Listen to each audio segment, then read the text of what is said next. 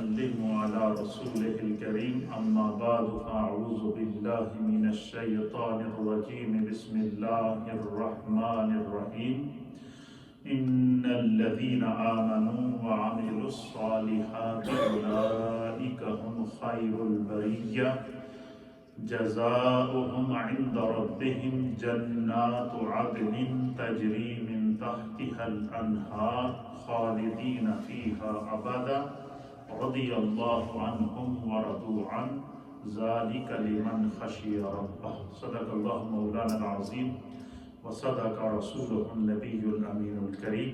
حضرات محترم، آج نئے اسلامک سال 1443 ہجری کا آغاز ہوا چاہتا ہے اور نیا اسلامک سال اور اس سے پچھلا جو 1442 ہجری کا سال تھا وہ امت مسلمہ کو تاریخ میں ہمیشہ یاد رہے گا۔ آزمائشوں کا سال رہا، وائرسز اسپیشلی جو کرونا وائرس ہے اس کی زد میں امت رہی، حج بیت اللہ امت نہ کر پائی، ہمارے لیے حرمین طیبین کے دروازے تک بند رہے، اپنوں کی لاشیں اٹھا اٹھا کے لوگوں کے جو ہے وہ کندھے تھک گئے۔ تو اس 1442 ہجری کے سال کے اندر ہم نے بہت کچھ دیکھا ہے، بہت کچھ کھویا ہے، اور اب 1443 میں ہم داخل ہوئے ہیں۔ تو اللہ کی بارگاہ میں دعا ہے کہ اللہ تعالیٰ اس سال کو پوری دنیا کے لیے بالعموم اور عالم اسلام کے لیے بالخصوص امن والا سال بنائے، محبت والا سال بنائے، اور امت مسلمہ کو آزمائشوں کے گرداب سے نکال کر اللہ رب العالمین اپنے کرم اور دولت کی اور فضل کی اور شفا کی دولت سے مالا مال فرمائے۔ بڑی آزمائشیں سے گزرنے کے بعد آج ہم چونکہ 1443 ہجری کا آغاز کر رہے ہیں، تو میں سب سے پہلے آپ جتنے احباب میرے سامنے موجود ہیں یا جو سوشل میڈیا کے ذریعے مجھے اس وقت دیکھ رہے ہیں یا ریڈیو کے ذریعے جو اس وقت مجھے سنا جا رہا ہے، آپ تمام اہل اسلام کو اور تمام بالخصوص اور تمام انسانیت کو بالعموم نیا اسلامک سال مبارک ہو۔ خدا اس سال کو ہمارے لیے محبتوں، امن اور رحمت کا سال بنائے۔ نئے اسلامک سال کا جیسے ہی آغاز ہوتا ہے تو یکم محرم الحرام، یہ یوم شہادت ہے امیر المؤمنین، خلیفۃ المسلمین، شہید محراب و منبر، شہید محراب و منبر، داماد مولائے کائنات، اور نبی اکرم اور رشتے میں سسر ہیں نبی اکرم صلی اللہ تعالیٰ علیہ وسلم۔ نسبتیں آپ دیکھیں، اپنی بیٹی کو حضور نبینا علیہ السلام کے حضرت حفصہ رضی اللہ تعالیٰ عنہ ام المؤمنین کو حضور علیہ السلام کے عقد میں دیا، سرکار سے رشتہ داری قائم کی۔ پھر جب فاروق اعظم رضی اللہ تعالیٰ عنہ کا دور خلافت آیا، آپ نے حضرت مولا کائنات علی المرتضیٰ کرم اللہ وجہہ، اب دیکھیں کہ اہل بیت اطہار کا اور صحابہ اکرام کا آپس میں تعلق دیکھیں، محبت دیکھیں۔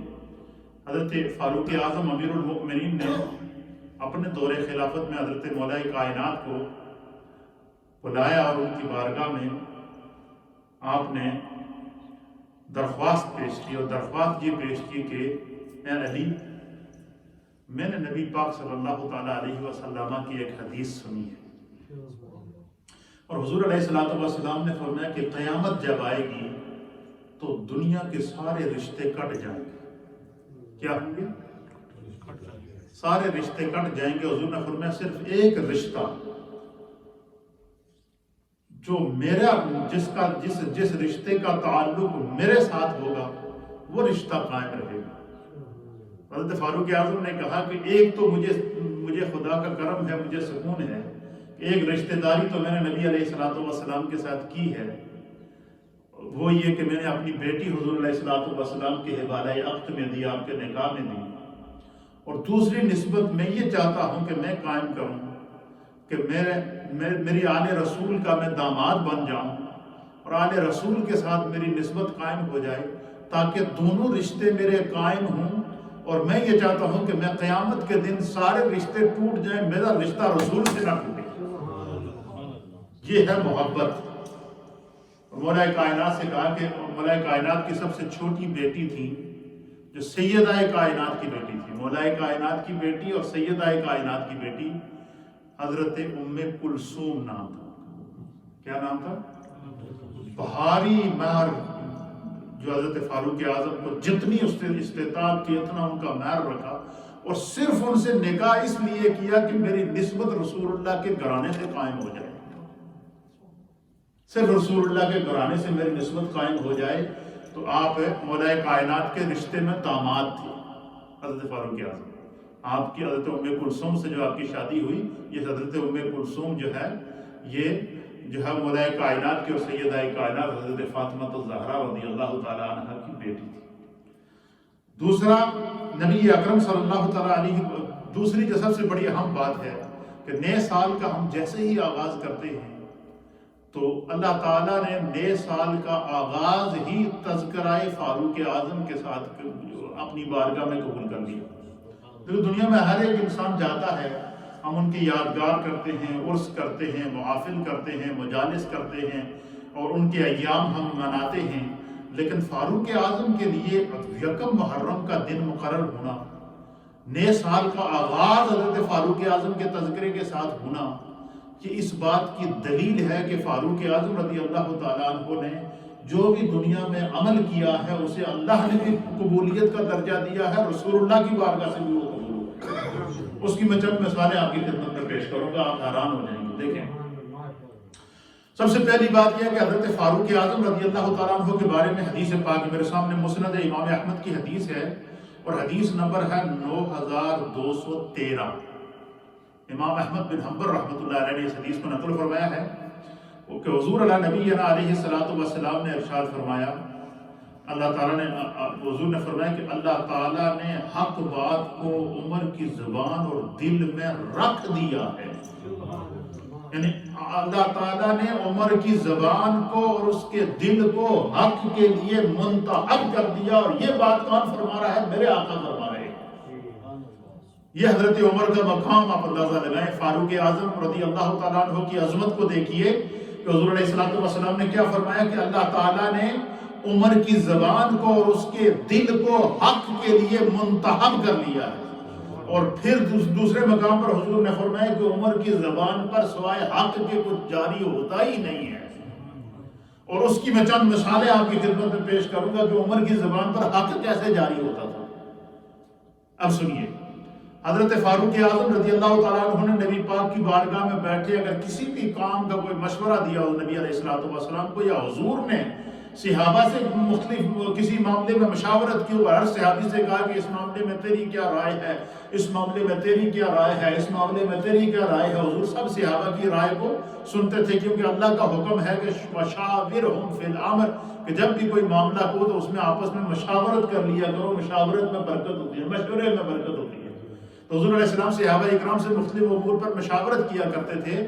تو علامہ ابن اسیر جزری رحمۃ اللہ علیہ نے اسد الغابہ کے اندر لکھا ہے فی سیر صحابہ، صحابہ اکرام کی سیرت کے اوپر یہ کتاب ہے، کئی جلدوں کے اوپر مشتمل، ہر صحابی کی ہسٹری اس کے اندر موجود ہے، کم و بیش نبی پاک کے 1.25 لاکھ صحابہ کی ہسٹریاں اس کے اندر موجود ہیں، ان کی لائف موجود ہے۔ تو علامہ ابن اسیر جزری رحمۃ اللہ تعالیٰ علیہ فرماتے ہیں، آپ فرماتے ہیں کہ جو ہے وہ نبی علیہ الصلوۃ والسلام جب کسی کام کا مشورہ طلب کرتے یا کسی کام کا صحابہ مشورہ دیتے تو ان مشورہ دینے والوں میں ایک حضرت عمر ہوتے، اور حضرت عمر نے بعض مقامات پر نبی علیہ الصلوۃ والسلام کو ایسا مشورہ دیا کہ حضرت عمر نے وہ مشورہ دینا تھا، حضرت عمر کی زبان سے نکلے ہوئے ان الفاظ کو اللہ تعالیٰ نے وحی کا جامع پہنا کر، وحی کے اندر لپیٹ کر، قرآن کی کیفیت بنا کے، وحی بنا کر اللہ تعالیٰ نے عمر حضرت فاروق اعظم کی اس رائے کو قرآن بنا کر واپس دوبارہ نازل کی۔ اس سے بڑا کوئی اعزاز ہوگا؟ دیکھیں نبی پاک کی حدیث دیکھیں، حضور فرماتے ہیں کہ عمر کی زبان پر حق کے علاوہ کوئی جاری نہیں ہوتا۔ اور دوسری روایت میں نبی علیہ السلام نے فرمایا کہ عمر کے دل اور اس کی زبان کو خدا نے حق کے لیے چنا ہے۔ کس نے چنا ہے؟ اللہ نے عمر کی زبان کو حق کے لیے چنا ہے، اللہ نے عمر کے دل کو حق کے لیے چنا ہے۔ تو حضرت فاروق اعظم نے جب کسی کام کا مشورہ دیا تو علماء اور محدثین نے لکھا ہے کہ قرآن حکیم فرقان مجید میں 17 مقامات ایسے ہیں۔ کتنے؟ 17 آیات ایسی ہیں بروایات مختلف، 17 آیات قرآن میں ایسی ہیں کہ سیدنا فاروق اعظم نے اگر کسی کام کا مشورہ دیا ہے تو اللہ تعالیٰ نے اس کو وحی الہی کا روپ دے کر واپس قرآن اور شریعت اور دین اور احکام بنا کر نازل کر۔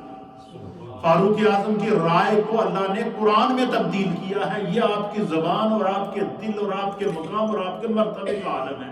اور یہی وجہ ہے کہ نبی اکرم صلی اللہ تعالیٰ علیہ وآلہ وسلم نے فرمایا، حضور نے فرمایا کہ میرے بعد اگر کوئی نبی ہوتا تو وہ عمر ہوتے، لیکن اللہ نے مجھ پر سلسلہ نبوت کو ختم کر دیا۔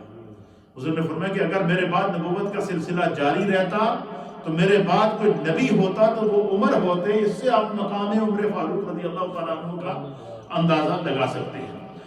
آپ کا جو مزید مرتبہ اور فضیلت سننے سے پہلے یہ بات جو میں آپ کو سمجھانا چاہتا ہوں وہ یہ کہ حضرت فاروق اعظم کی رائے کے مطابق اللہ نے قرآن بنایا۔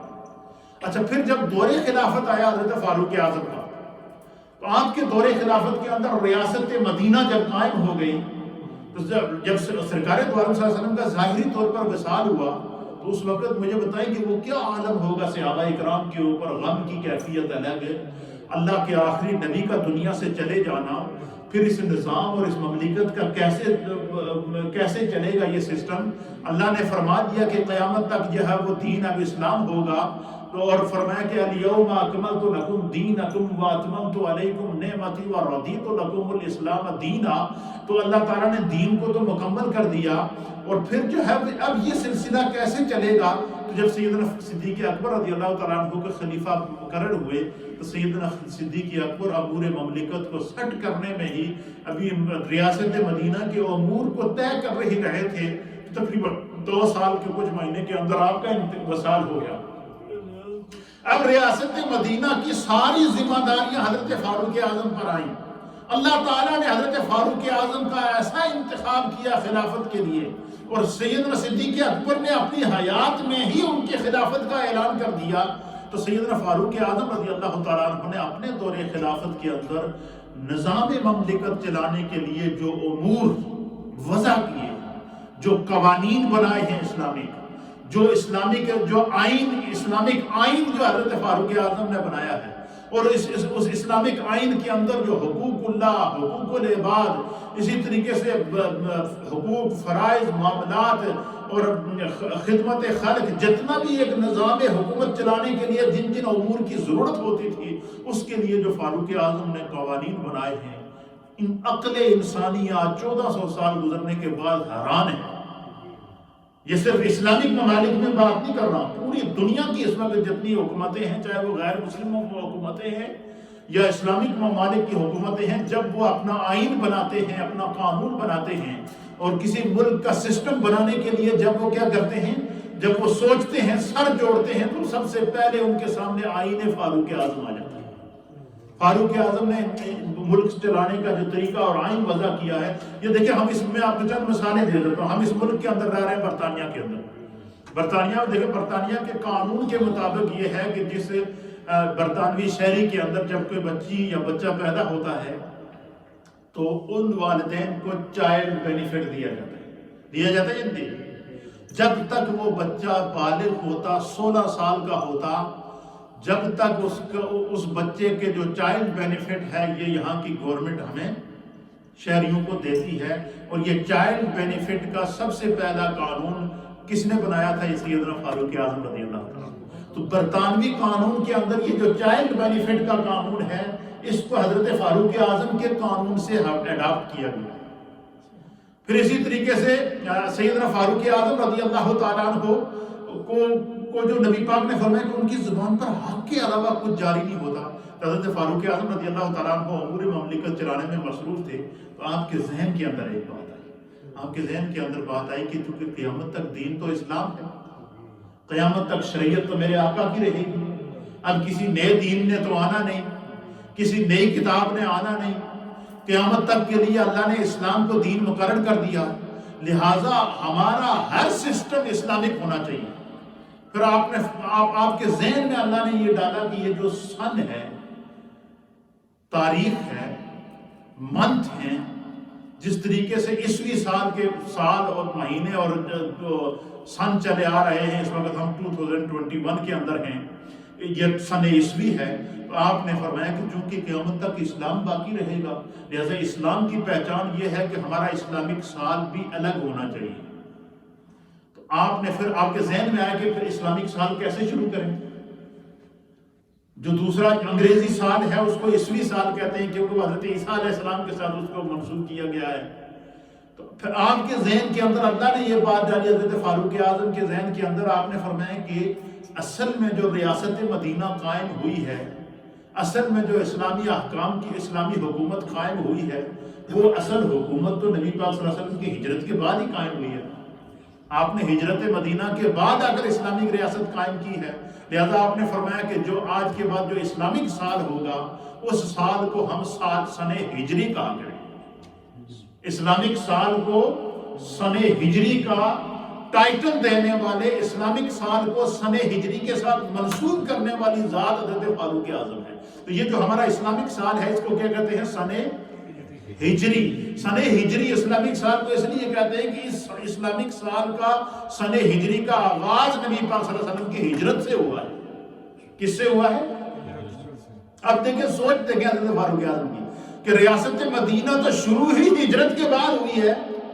تو آپ نے فرمایا کہ جب ریاست مدینہ کے احکام اور اسلامک ریاست جب مدینہ طیبہ میں میرے آقا نے ہجرت کے بعد قائم کی ہے، لہذا ہم اسلامک سال کا آغاز بھی ہجرت سے ہی شروع کریں گے.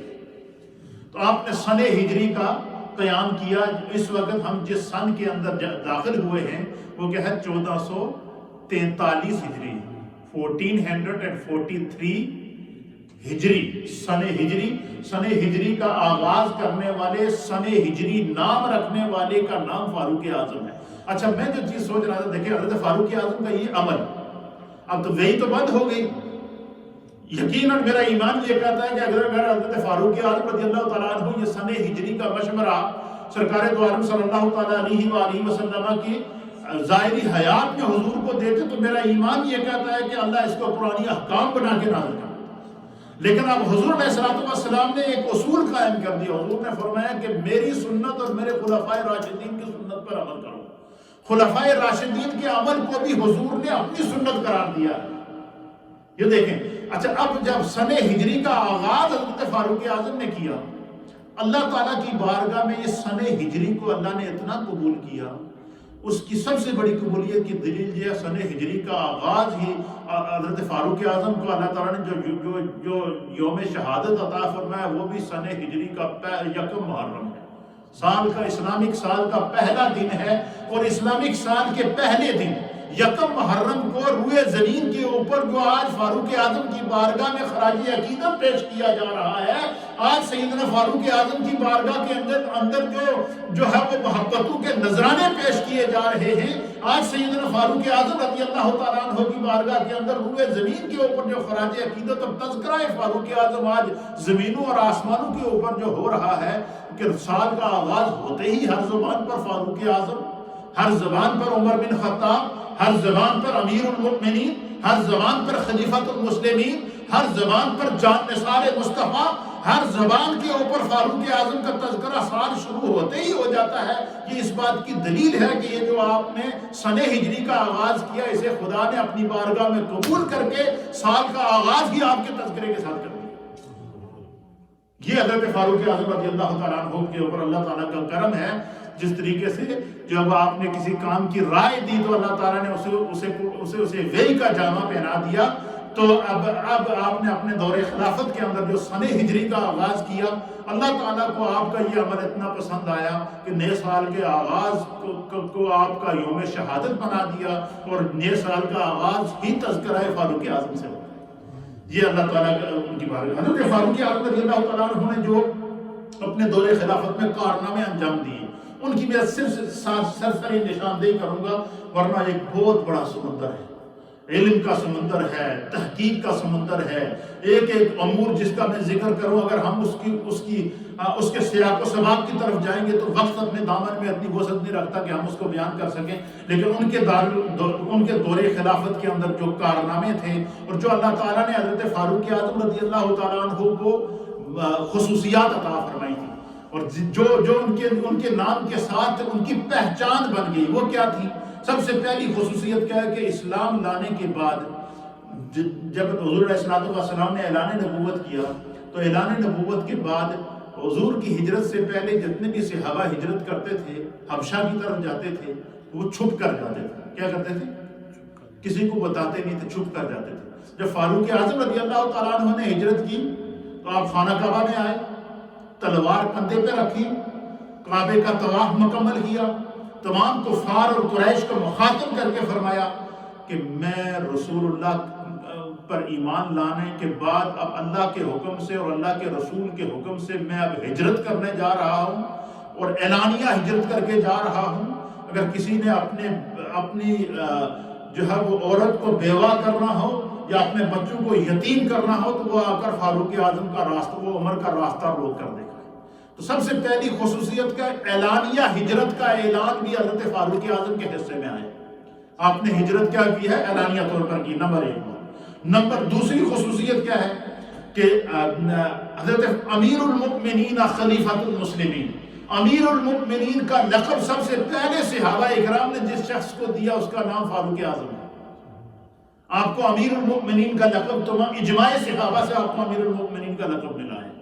نمبر 3، جس طرح سن ہجری کا آغاز کرنے کی سعادت بھی اللہ تعالیٰ نے حضرت فاروق اعظم کو عطا فرمائی، یہ بھی آپ کی سعادت اور جس کی میں تفصیل آپ کے سامنے بیان کر چکا ہوں۔ نمبر 4، یہ جو ہم رمضان المبارک کے مہینے میں نماز تراویح پڑھتے ہیں 20 رکعت، اور نماز تراویح میں ہم قرآن سنتے ہیں، باجماعت نماز تراویح کا آغاز اور باجماعت نماز تراویح کے اندر قرآن سنانا، اس کا آغاز بھی حضرت فاروق اعظم نے اپنے دور کے اندر کیا۔ اب دیکھیں 1400 سال سے جب تک نمازوں میں تراویح میں پڑھی جا رہی ہوگی، جب تک 1400 سال میں تراویح کے اندر قرآن ختم کیا جا رہا ہوگا، فاروق اعظم کے درجات خدا بلند کرتا ہے۔ یہ اللہ تعالیٰ نے آپ کو جو ہے نماز تراویح کا باجماعت رائج کرنے کا آغاز بھی آپ نے اپنے دور خلافت کے اندر کیا۔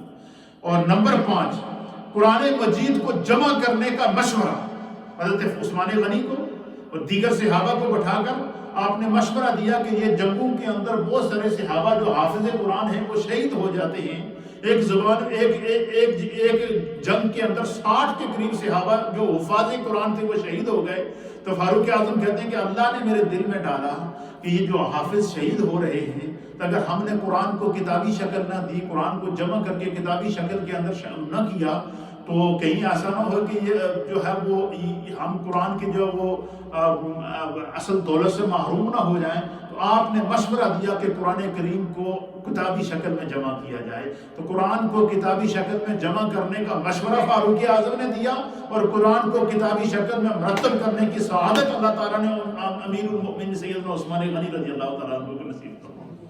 یہ 5ویں خصوصیت ہے حضرت فاروق اعظم رضی اللہ۔ 6ٹھی خصوصیت، حضرت فاروق اعظم نے اپنے دور خلافت میں بوڑھے اور نادار ذمیوں سے جزیہ اور ٹیکس کو ساقط کر دیا۔ وہ لوگ ذمی اس کو کہتے ہیں کہ جو بندہ ہو کسی دوسرے ملک کا اور وہ اپنے ملک کے اندر ویزا لے کر آیا ہو، ویزا لے کر آیا ہو، یا اس ملک کے اس کو حاکم کی اجازت سے رہ رہا ہو، جیسے کہ جتنے دوسرے ملکوں کے لوگ پاکستان کے اندر رہتے ہیں وہ ذمی کہلاتے ہیں۔ اور جس طریقے سے جو ہے وہ فرمایا، اور ان ذمیوں کے اندر بعض لوگ وہ تھے کہ جو بوڑھے تھے، نادار تھے، غریب تھے۔ آپ نے فرمایا کہ بوڑھوں اور ضرورت مندوں سے کوئی ٹیکس وصول نہیں کیا جائے گا۔ آپ نے ان کا ٹیکس کیا کر دیا؟ معاف کر دیا۔ نمبر 6 نمبر 7 آپ نے اسلامک فوج کا قیام کیا۔ کس کا کیا؟ اسلامک فوج۔ یا آج پورے روئے زمین کے اندر جتنے اسلامک ممالک کے اندر فوجیں ہیں، افواج ہیں، اسلامک فوج کا قیام حضرت فاروق اعظم نے کیا، اور اس طرح کیا کہ آپ نے اسلامک فوج میں بھرتی کو لازم قرار دیا۔ اسلامک فوج کے اندر بھرتی کو لازم قرار دیا کہ جو نوجوان تیار ہوں، اور وہ مسلمان نوجوان، ان کو باقاعدہ فوج کے اندر بھرتی کیا جائے، ان کی تنخواہ مقرر کی جائے، ان کی ساری سہولتیں دی جائیں تاکہ وہ ملک کا دفاع کریں۔ اس کی وجہ یہ تھی کہ حضرت فاروق اعظم نے جو اسلامک فوج کی بھرتی کو لازمی قرار دیا، اس کی وجہ یہ تھی کہ سیدنا فاروق اعظم رضی اللہ تعالیٰ عنہ کے دور میں اسلام اتنا پھیلا کہ افریقہ تک پہنچ گیا، یورپ تک پہنچ گیا، ایشیا تک پہنچ گیا۔ 24 لاکھ مربع میل زمین کو حضرت فاروق اعظم نے فتح کر دیا تھا۔ اور آپ مجھے بتائیں کہ پوری دنیا آج اس 24 لاکھ مربع میل کے اندر آج سینکڑوں ممالک ہیں، آج کم از کم 200 کے قریب ممالک اس زمین کے اوپر جو اکیلے حضرت فاروق اعظم نے فتح کی تھی۔ تو اب اتنی بڑی زمین، اتنے بڑے ممالک کو جب فتح کیا تو اس کے لیے ضروری تھا کہ اب اسلامک فوج ہو جو ہر علاقے کا، ہر سرحد کا، ہر کنٹرول لائن کا، ہر ایریے کا، ہر بارڈر کا کنٹرول سنبھال کر جو ہے وہ اسلامک ریاست کی حفاظت کرے۔ تو اسلامک فوج کا قیام کرنے کی سعادت بھی اللہ تعالیٰ نے سیدنا فاروق اعظم رضی اللہ تعالیٰ عنہ کو عطا فرمائی۔ نمبر 8 راتوں کو احوال معلوم کرنے کے لیے گشت کرنا۔ اب دیکھیں، رات کو جب لوگ سو جاتے امیر المومنین فاروق اعظم اٹھتے تو وہ گشت کرتے، گلیوں میں گشت کرتے، شہروں میں گشت کرتے، گھومتے، دیکھتے کہ کسی علاقے کے اندر کوئی پریشانی تو نہیں ہے۔ آپ گشت کرتے کرتے ایک جگہ سے گزر رہے تھے تو آپ نے دیکھا کہ ایک گھر کے اندر سے بچوں کے رونے کی آواز آ رہی ہے۔ کیا آ رہی ہے؟ بچوں کے رونے کی آواز آ رہی ہے۔ تو چراغ بجھا ہوا ہے، سیدنا فاروق اعظم رضی اللہ تعالیٰ عنہ نے دروازہ کھٹکھٹایا۔ اور رات کو جب نکلتے تھے نا تو آپ اپنا روپ بدل کر کے نکلتے تھے کہ کوئی یہ نہ کہے کہ امیر المؤمنین ہے، بلکہ ایک عام سادہ آدمی کی طرف سے طرح نکلتے تھے۔ آج کے حکمرانوں کو اس سے سبق سیکھنا چاہیے کہ اسلامک حکومت کے اندر اپنی رایا کا کس طرح، اپنی مخلوق، اپنی رایا کا کس طرح خیال رکھا جاتا ہے۔ تو سیدنا فاروق اعظم جب رات کو گشت کر رہے تھے تو گھر سے رونے کی آواز آئی۔ تو اچھا، اس گھر کے اندر فاقہ تھا۔ اس ماں نے کیا کیا کہ بچے بھوکے تھے تو اس نے جب آگ جلائی ہوئی اور جو ہانڈی تھی وہ چولہے پہ رکھی ہوئی اور ہانڈی میں پانی ڈالا ہوا اور اس کو ہلا رہی ہے اور ان سے کہہ رہی ہے کہ ابھی تھوڑی دیر میں جب سالن تیار ہو جائے گا تو میں تمہیں روٹی کھلاؤں گی۔ اس وجہ سے کہہ رہی ہے کہ تاکہ بچے سو جائیں۔ فاروق اعظم رضی اللہ تعالیٰ عنہ کا گزر ہوا تو آپ نے ڈور کھٹکھٹایا اور آپ نے پوچھا کہ اس عورت سے پوچھا کہ یہ بچے کیوں رو رہے ہیں؟ اس نے کہا جی کہ گھر میں کھانے پینے کے لیے کچھ نہیں ہے، اس عورت نے کہا، اور میں ان کو سلانے کے لیے جو وہ خالی ہنڈیا پانی کی چولہے پہ رکھی ہوئی ہے، تو میں جو ہے وہ چاہ رہی ہوں میں سو جائے، تو مجھے افسوس ہے۔ اس عورت نے کیا کہا؟ مجھے افسوس ہے کہ ہمارے امیر المؤمنین عمر کو اپنی مخلوق، اپنی رایا کا پتہ ہی نہیں کہ اس کی مخلوق ہوگی حضرت عمر فاروق رضی اللہ تعالیٰ عنہ کی آنکھوں میں آسمان ہے۔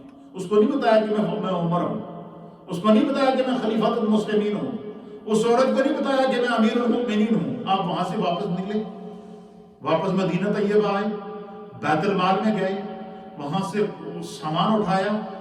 سامان اٹھانے کے بعد جناب علی جتنا کھانے پینے کا سامان پوری ایک بوری بھرنے کے بعد جو آپ کے ساتھ خدام تھے ان سے کہا کہ اس پوری بوری کو اٹھا کر عمر کے کندھوں پہ رکھو۔ اچھا، جو آپ کے ساتھ خدام تھے وہ کہنے لگے حضور امیر المومنین ہم اس کو اٹھا کے لے جاتے ہیں۔ انہوں نے کہا، حضرت فاروق اعظم نے کہا کہ قیامت کے دن تم نے حساب نہیں دینا ہے، میں نے دینا ہے۔ اس کا حساب قیامت کے دن کس نے دینا ہے؟ عمر نے دینا ہے۔ آپ نے وہ بوری خود کندھے پہ اٹھائی، اس کے گھر گئے اور ان کو وہ سامان پیش کیا۔ اس عورت کو پیش کرنے کے بعد اس عورت سے کہا کہ جو ہے وہ آج کے بعد جتنے بھی سامان کی ضرورت ہوگی تمہارے ماہانہ خرچ سامان پہنچ جائے گا۔ پھر اس عورت نے کہا کہ اللہ کے نیک بندے تم کون ہو جو آدھی رات کو اتنا سامان لے کر آئے ہو؟ آپ نے کہا کہ اسی گناہگار کو عمر کہتے ہیں۔ پھر آپ واپس آئے اور آپ نے صبح باقاعدہ صحابہ کی جو کا اجلاس بلا کر آپ نے مقرر کر دیا کہ جس گھر میں چھوٹے بچے ہیں جب تک وہ بچے بالغ نہ ہوں گے ان کا خرچہ حکومت وقت کے ذمہ ہے۔ یہ ہے وہ چائلڈ بینیفٹ جو حضرت فاروق اعظم رضی اللہ تعالیٰ عنہ نے مقرر کیا، جو آج پوری دنیا کے لیے ایگزامپل بنا ہوا ہے۔ نمبر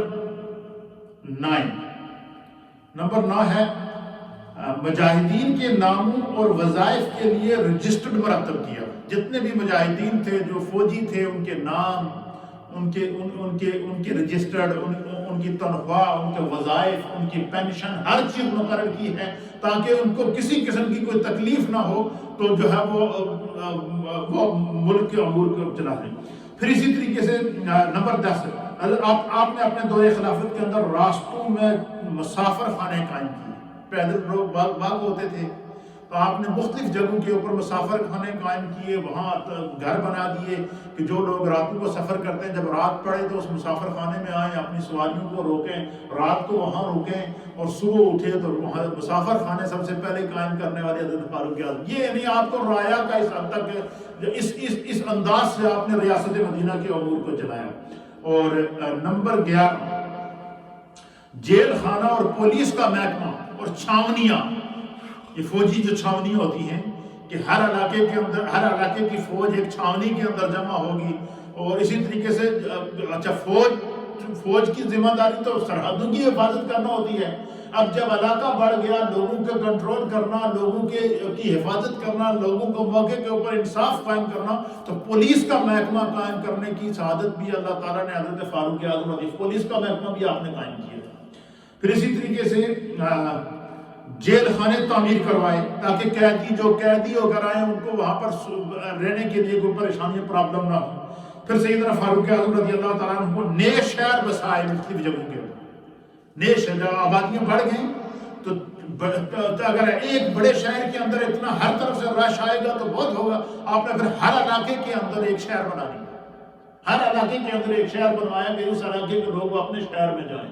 جس طریقے سے آپ دیکھیں نا، ہم بولٹن میں رہتے تھے، بولٹن کا ٹاؤن الگ ہے، دوسری جگہ مانچسٹر میں جائیں تو مانچسٹر کا ٹاؤن الگ ہے، برمنگھم میں جائیں تو برمنگھم کا ٹاؤن الگ ہے۔ تو سب سے پہلے ہر علاقے کا اپنا شہر ہونا چاہیے تاکہ وہاں کے لوگوں کو آگے پیچھے بڑے شہروں میں جا کر جو ہے تکلیف پریشانی نہ ہو۔ اپنے ہر علاقے کے لوگوں کو اپنے شہر کا، ہر علاقے کے لوگوں کا اپنا شہر ہو، اس کا قیام بھی ہر علاقے میں شہر بسانے کا کام بھی حضرت سیدنا فاروق اعظم رضی اللہ تعالیٰ عنہ نے کیا۔ اور نمبر 13 مردم شماری، جس کو ہم سینسس کہتے ہیں۔ کیا کہتے ہیں؟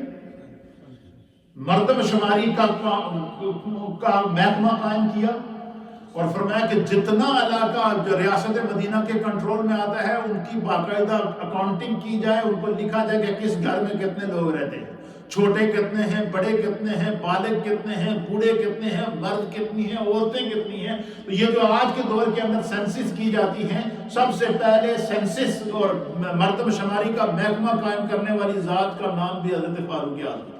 پھر ہر علاقے کے عمال مقرر کیے تھے، ہر علاقے کا حاکم الگ مقرر، عمال جس کو آج کے دور میں ہم کہتے ہیں وزیر اعلیٰ پنجاب، وزیر اعلیٰ KP کے، وزیر اعلیٰ جو ہے وہ سندھ، یعنی ہر صوبے کا اپنا حاکم مقرر کر دیا حضرت فاروق اعظم نے۔ جس علاقے کے جو لوگ رہتے تھے اس کا حاکم الگ مقرر، ان کو عمال کہتے تھے، ان کو عمال کہتے تھے۔ وہ وہیں پر موقع کے اوپر انصاف دیتے تھے، اور پھر حضرت فاروق اعظم سے کوئی معاملہ پیش آتا، کوئی بڑا معاملہ پیش آتا تو ان سے رجوع کرتے تھے۔ عمال کو انہوں نے قائم کیا ہے۔ پھر آپ نے جو ہے وہ پھر جو عمال قائم کیے تھے نا، جو حکمران قائم کیے تھے، ہر شہر کا الگ وزیر اعلیٰ جس کو آج کے دور میں کہتے ہیں، یہ ہر شہر کا الگ حاکم یا ہر شہر کا الگ ناظم جو قائم کیا ہے۔ پھر ان عمال کے اوپر آپ نے ان کی نگرانی کے لیے ایک محکمہ قائم کیا کہ کہیں یہ حکومت کا کہ لوگوں کے کوئی رشوت نہ کھا لیں یا قوم کا مال نہ لوٹ لیں یا ملک کو نقصان نہ پہنچے، ان عمال کے اوپر بھی نگران مقرر کی۔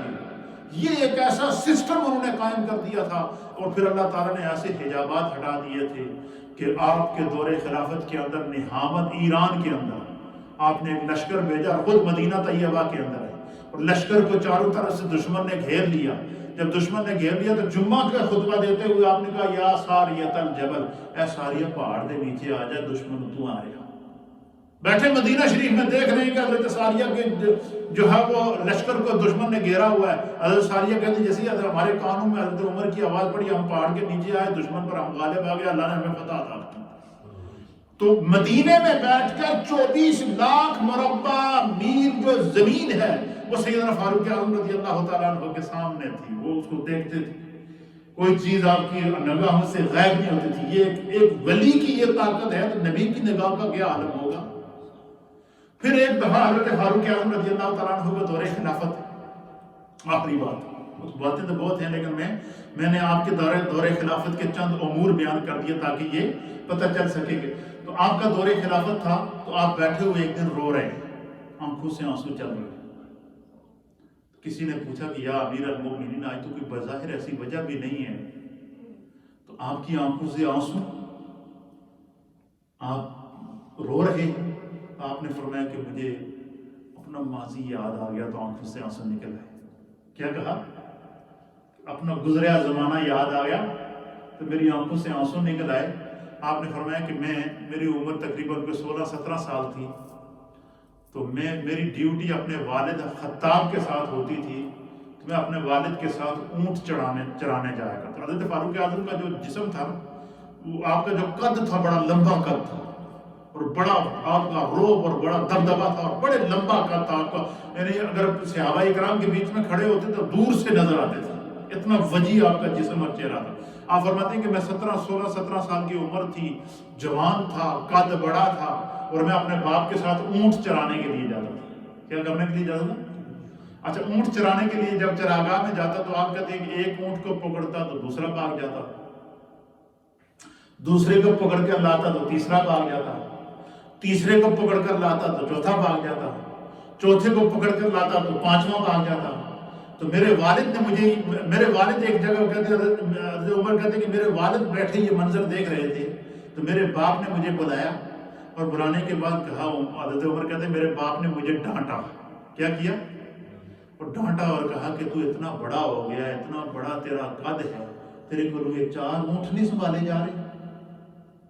آپ کہتے ہیں میں ایک اونٹ کو پکڑ کر لاتا تو دوسرا بھاگ جاتا، دوسرے کو پکڑ کر لاتا تو تیسرا بھاگ۔ آپ فرماتے ہیں میری آنکھوں سے آنسو اس لیے آئے کہ ایک وہ خطاب کا بیٹا عمر تھا جس سے 4 اونٹ سنبھالے نہیں جا رہے تھے، اور ایک آج نبی پاک کی نگاہوں کا پروردہ عمر ہے جو 24 لاکھ مربع میل زمین کو سنبھالے ہوئے کنٹرول کیے ہوئے ہیں۔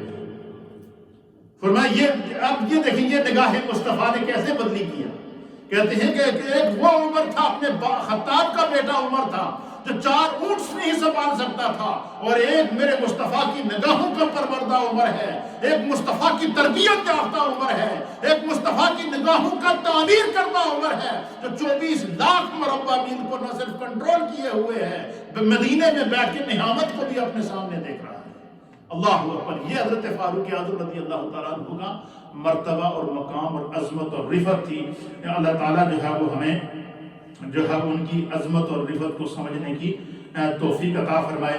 اسی طریقے سے بہت آپ کے دور حکومت کے ایسے کارنامے ہیں کہ اگر ہم صرف ان کو بیان کریں تو اتنا ہمارے پاس وقت نہیں۔ آخری بات، آپ نے جب قادسیہ ایران کو فتح کیا، ایران جو ہے وہ اس دور کے اندر سب سے جو ہے وہ امیر ایریا تھا۔ قادسیہ کو جب فتح کیا تو وہاں پر جو مال غنیمت اسلامک فوج کے حصوں میں آیا تو اس میں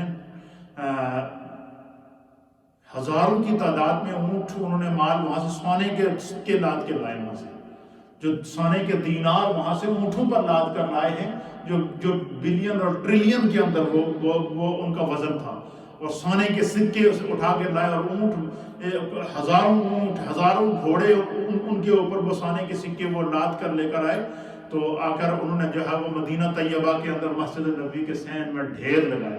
اب صحابہ اکرام جشن منا رہے ہیں، خوشی منا رہے ہیں، فتح کر رہے ہیں، فتح کا اعلان کر رہے ہیں۔ فاروق اعظم ایک کونے میں بیٹھے رو رہے ہیں۔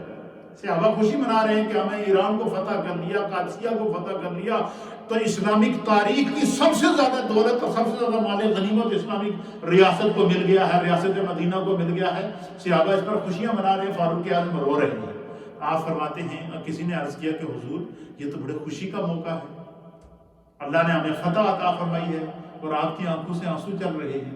تو سیدنا فاروق اعظم رضی اللہ تعالیٰ عنہ نے کہا کہ یہ خوشی کے آنسو ہیں، میں رو اس لیے رہا ہوں، میری آنکھوں سے آنسو اس لیے بہے کہ یہ جو لوگ سونے کے سکے لے کر آئے ہیں، جو سینکڑوں اونٹوں پر لاد کر لے کر آئے ہیں، اور یہ سونا وہاں سے لاد کر ایران سے مدینہ طیبہ لائے ہیں، ان میں سے اور کوئی کسی کا حساب بھی نہیں تھا، ان میں سے کوئی چاہتا تو راستے میں سے اس میں سے اپنی مرضی کا سونا نکال سکتا تھا، لیکن ایران سے لے کر یہاں تک انہوں نے ایک سوئی بھی آگے پیچھے نہیں ہونے دی۔